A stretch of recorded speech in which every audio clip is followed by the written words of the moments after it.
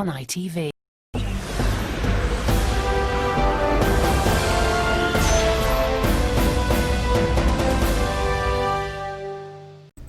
Tubalamusisa nnyo bannaffe mwena abatulaba.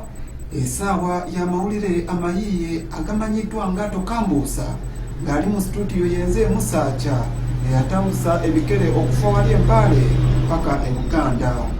Bwe tukiyite mu studio nga ekiri wali eri ku kyalo Nantwala Kifumba Mutuku oluvannyuma lw'omwana mulenzi okwanjulwa muwala era nga ebibateyo byewuunyisa.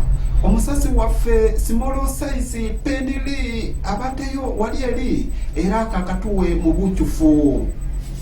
Nga bwe twogerera kati bazadde mwana mulenzi eyafumbiddwa bagudde mu bintu.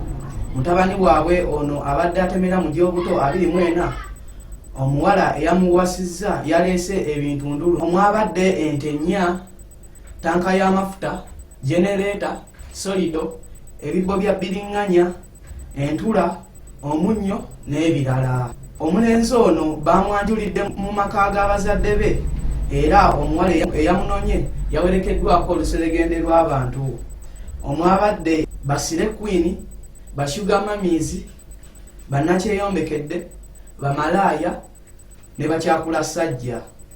Omukolo guno era gwasombodde n'abanene mu gavumenti okwabadde minisita w'omwenkanonkano, ababaka abakyala mu paaliyamenti n'ab'ebitiibwa ku mitendera egy'enjawulo. Nsigadde nze Small Size Benili ku lwa ITV ne iRadio. Togambuuza amawulire gammwe amayiiye.